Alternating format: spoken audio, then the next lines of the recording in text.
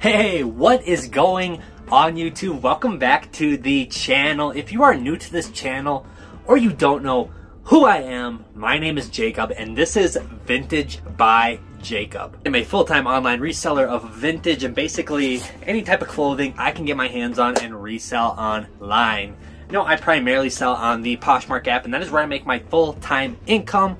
Like seriously, all my checks come from the Poshmark app, and yeah, I basically use this YouTube channel as a way to document my day-to-day practice as I try to scale my reselling business. Just provide some fun, entertaining, but also educational videos about business, entrepreneurship, and what it's really like to try and scale a business. Because trust me, it's not always very glamorous, and I really try to show all the aspects of me trying to improve my business on a day-to-day basis. That sounds intriguing. Obviously subscribe. I post 3 times a week, Monday, Wednesday, Friday, and I'm trying to ramp it up. And also hit the like button. That is a fantastic way to help out this channel, and it can help spread my audience to a wider range of people, which is super beneficial for all of us. And you've heard the spiel before. The YouTube algorithm loves it when you hit the like button, so please hit the like button. That would be fantastic. And lastly, if you want to talk, got any comments, questions, concerns, let's have some dialogue in the comment section down below. I would love to talk to each and every one of you down there. Okay, so before I get into the topic of today's video, which you probably already know because you saw the title, I've been planning on making this video for a while. I want to share with you guys a few things I just bought at the thrift store. Just finished up a little bit of shipping, and I also went to the thrift store, actually Arc Thrift, which I don't go very often. I typically like to go to the bins because that's where I can get the best deal, but sometimes I go to a traditional thrift store and I find some good stuff like I did today. Funny story, I actually went to the thrift store because I wanted to buy some CDs. Yes, it sounds so outdated, CDs, but my truck, the one that you see in all the in some of my past videos, the old red Ford Expedition truck, it actually has a 6-disc CD changer, so I just thought it'd be fun to try to find some cool CDs that I can just keep loaded in case I'm up in the mountains or something. I don't have service on my phone to play music. I don't know, I thought it was a cool idea. I found some good ones. I found like Young Jeezy, some old country, just some, I don't know, just a whole mix of them, and I'm kind of excited. I'm going to be blasting some new music out of my 6-disc CD changer. So cool. But yeah, that's actually why I went, and obviously along the way I had to look at the clothes to see if I could add some value to my business, and I actually bought quite a bit of stuff, so I'm just going to run through it pretty quickly here with you guys. I don't know, just to, you know, keep you guys updated with what I'm buying. But yeah, let's actually start with these. So this is a pair of ice skates, figure skates. It's a woman's pair. These are a brand called Reselling, made in the USA. Now, I am not an expert on these, but these were $5. And these are like very expensive, brand new. Obviously, they've been used. They need to be sharpened, all that stuff, but these are really high quality skates. Looks like the blades were made in Canada, and the actual shoe part, the skate itself, was made in the USA. These are like a few $100s brand new, so obviously they're very used. They're not going to go for a few $100s, but they're still worth quite a bit, especially for $5. I think it was a pretty safe bet to buy these. And yeah, and then I bought some clothes. So let's just actually dump this whole bag, and I'll show you. There's a pretty cool mix of clothes in here that I got. Let's start out with this vintage wool rich button-down shirt. This thing is super awesome. It's on a very, very old tag. It's just a really cool old denim Woolrich shirt. This old Woolrich stuff goes or it sells pretty well, so I'm super stoked on that. It's probably a $25 to $30 piece. And then I got this Sims fishing shirt. Again, I will show you the tag. Sims. If you ever see this, buy it. It sells so well. This stuff is super expensive. I'm actually wearing one of their shirts right now, just because they make extremely high quality goods. They're based in Bozeman, Montana. Originally started making fly fishing waders, and then they expanded into a whole line of fishing apparel. I grew up fishing, so I love this stuff. But super good item as well. And then I bought this really cool Dale Earnhardt. It's a vintage-esque tee. I think it's from like 2004, but it has Dale Earnhardt and Dale Earnhardt Jr. It says like father, like son. Pretty cool shirt. It's on a Chase Authentics tag. These do pretty well. Again, 20 to 25 bucks. Just a cool shirt, and I wanted to add it to my collection of inventory. Next is this basic Carhartt Henley tee. These do really well. And when I say well, I don't mean that they sell for a ton of money, but they sell fast. 15 to 18 bucks, pretty fast. So that's why I picked it up. It's just a quick flip. And then I bought this vintage Big Dogs t-shirt. These also do pretty well. Again, not high dollar, but again, probably that $18 range. And these sell really fast too. I've always had good luck with this Big Dog stuff. Next up, I didn't realize I bought this much stuff. This is a really cool tee. This is a 1996 Colorado Avalanche Stanley Cup t-shirt. Vintage hockey tees do really well as well. Probably a $25 to $30 shirt right there. And then I got this really cool 1997 vintage rodeo t-shirt. This thing is just super rad. I love the all over graphics. The colors are amazing. This is probably a $30 shirt. So super cool as well. So I did pretty well on the vintage shirts today. I actually got one more. I'll show you. I didn't even realize I bought this much stuff, but this is another Chase Authentics Dale Earnhardt shirt. This one is a little bit older. I think this one is from 1999 or 2000. But again, really cool shirt. It's got the Bud Light logo on there as well. So that stuff always does well. This is again a $25 to $30 shirt. Two more. Bear with me. I know I'm talking fast. I just want to get through it quick so we can get to the point of the video. But I actually bought a lot of stuff. Mountain Hardwear, super good brand to resell.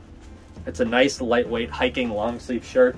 Mountain Hardwear is like the premium division of Columbia Sportswear. They make like very niche targeted ultralight clothing, really good quality. And then lastly, the simple Patagonia organic cotton button down shirt.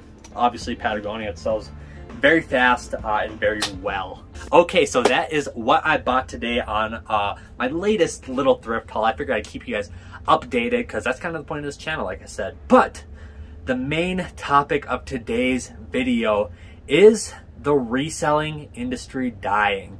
Are people like me, the independent reseller, the guy who sells on sites like Poshmark, eBay, Mecari, is it worth staying in this industry for the long haul? Now, this is a topic I've wanted to address for a while now, and I'm probably going to address it into the future as well and kind of keep you guys updated with my philosophy and my thoughts on this because I think very strongly of it. Obviously, this is what I do for my full-time income. I plan to make into the six figures this year in revenue, which is going to be pretty close to six figures in profit as well. If everything goes well and my business stays on track, that is what I will hopefully be able to do by the end of the year. But yeah, I mean, this is obviously an industry that is very close to my heart. I've been in this industry for 3 years. I first started on Poshmark 3 years ago, just selling stuff from my wardrobe, selling stuff that I found in the thrift store. If you need to hear my full story about how I started my business, Vintage by Jacob, obviously go back. I have a kind of like a story time video on it. Go check that out. But yeah, so obviously this is an industry that is very close to my heart and hits home and what provides my financial security and living and all that stuff. So yeah, I guess what are my thoughts on the reselling industry and the future of the reselling industry? Is it dying? The short answer is absolutely not. I really do not think it is, and I've seen this term being tossed around quite a bit on YouTube and TikTok and Instagram and all these different places of, you know, the reselling industry dying and being really hard for people to enter the industry and all that stuff. And albeit that could be true, but here is my entire outlook on the reselling industry and the future of the reselling industry. I look at the health of this industry that I'm currently a part of.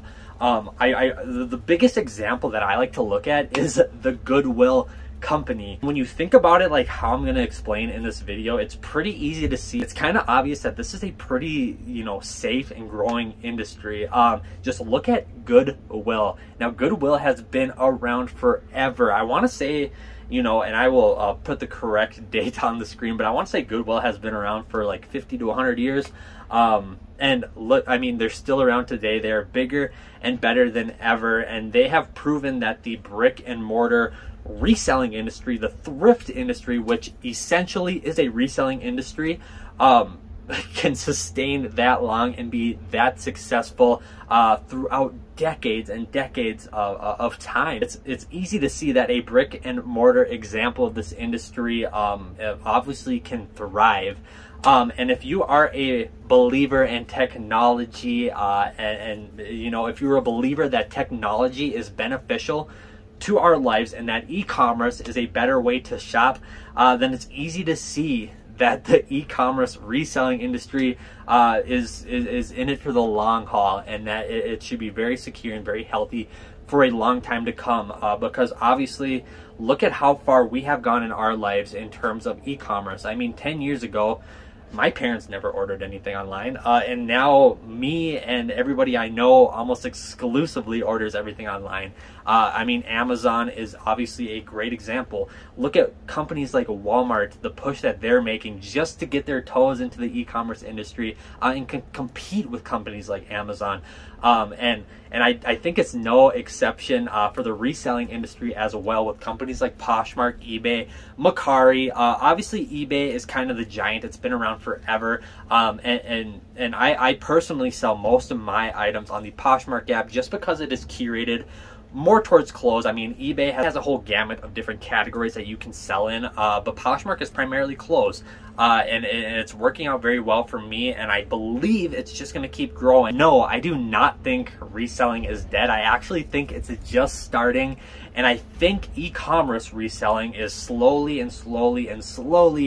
going to take a lot of market share from the entire reselling industry in general. And I know a lot of this is very vague, and I've read different articles and all this stuff of people projecting, you know, 50% growth in the resale industry this year. I've seen numbers that the resale industry is going to grow from $4 billion to $10 billion in X amount of years, all this stuff. But they're all very good indicators that the resale industry is growing. Now, does that mean that competition? Now, does that mean that the competition in the resale industry is growing as well? Yes, it does.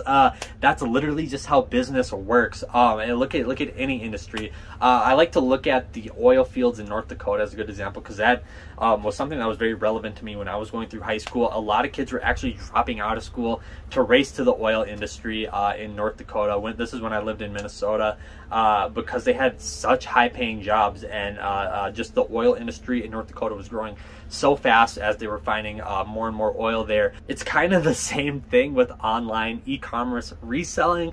Obviously, you see it all over, and I contribute to it as well. I make YouTube videos about it, promoting reselling, and you know, it's very similar to this oil field scenario. And here's this is just my personal opinion. I think we're kind of at a incline of where the reselling industry is very glamorous on the outside, and I truthfully believe that a lot of people are going to get into it, but a lot of people are going to do it more so as a convenience factor to their life, a good way to get rid of old clothes or old things in their household.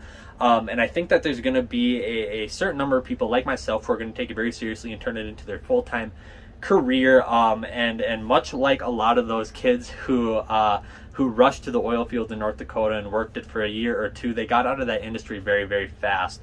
But obviously, you know, the oil industry is still a striving industry. I think that is going to happen with all these reselling businesses and platforms as well. But in conclusion, I think it is very safe to say that the resale industry, especially online, is extremely healthy, and it's going to be here for a very long time. And I think it's going to grow, especially in the upcoming years. I do think obviously it's going to plateau at some point, but I think more and more people are welcoming the idea of purchasing used clothing online. And I'm just speaking from my business as an example. My business has grown head over heels for the last 3 years. And hopefully it continues to grow, and as I think people are getting more warmed up to the idea of buying used clothing online, that should be the case, and I think there's a whole sector of this country and this world that still has not even delved into consuming stuff from reselling platforms like Poshmark, eBay, Mecari. So I think that there is definitely a lot of room for this industry to grow. That's my personal thoughts. I'm a big proponent, I guess, because I am in this industry. But let's be realistic for a second. If everything were to go, you know, if TF, I believe that's the acronym, and if you know what that stands for, you know what it stands for. I can't say it on video, but if that were to happen, if everything were to go downhill tomorrow, and the industry just kind of, you know, fell flat, at least I know that I could bank on myself and my abilities, regardless of whatever the industry condition is. I mean, again, I'm going to use another industry as an example, the real estate industry. Before 2008, it was, from what I hear, very, very good. And then obviously when the economy tanked and all that stuff happened with our country, a lot of people got out. A lot of people, you know, had to give up on their careers of real estate. But there was a segment of people who did make it through, people who had to kind of position themselves in a different sector of real estate. The people who could position themselves and kind of adapt to the new industry conditions are the ones who actually made it out pretty well, and actually put themselves in a better position for when the industry came back, you know. And I'm talking about the people who, you know, instead of bailing on the industry, they learned how to deal with the conditions of it, such as, you know, working with bank-owned properties, people going through foreclosures, because there's opportunities in any industry, no matter what way you cut it. But you probably have to adjust and you probably have to adapt, and this industry could be no example. I mean, if it were to fall flat on its face tomorrow, like I said, at least I could bank on myself, my innovation and my abilities to work hard, to hopefully adjust and you know, kind of adapt to whatever is going to happen. And I mean, you know, just a real basic example, because I obviously have thought about this, in case, you know, this is my livelihood. This business is my livelihood. It's how I make my full-time income. If everything were to go haywire tomorrow, I already have a few strategies that I could do. Obviously, if I had to exit the industry and I was in dire need of money, which thankfully I'm not. I mean, any industry, you're going to want to be cautious and you're going to want to have control of your finances. I mean, that is just the kind of logical way to do it if you want to be kind of have a safety net, is to have control of your finances. So if you know, if tomorrow you can't provide an income, you'll be okay for a period of time.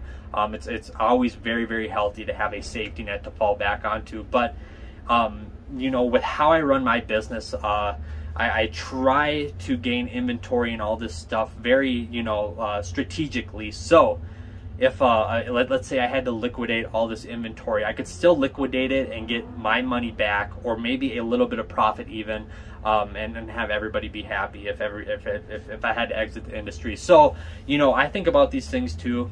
It's a very good topic and it's very real, but I don't think this industry is going anywhere for the immediate future. Obviously we'll see, and obviously stay tuned to this channel because I try to document it, my wins and my fails, so it's a good way to gauge health of the industry. So that is my thoughts on the e-commerce industry. To sum it up, if you are buying more things online than you ever did in the past 2, 3, 4 years, I think that's a good indicator of where this industry is going. And I'm specifically talking about the e-commerce reselling industry. So if you yourself are buying more stuff online than you ever have, then I think it's safe to say this industry is going in the right direction. So that's that. I hope you guys enjoyed today's video. Oh yeah, I also made a TikTok. I'm going to be making TikTok videos as well. Just little brief, like, I don't know, little videos documenting as well my business. I think it's a good way to provide, like, you know, little hauls and stuff because I can't make videos for everything that I do. I think it's going to be kind of a cool little way to share short videos. But yeah, go check it out. It's at Vintage by Jacob.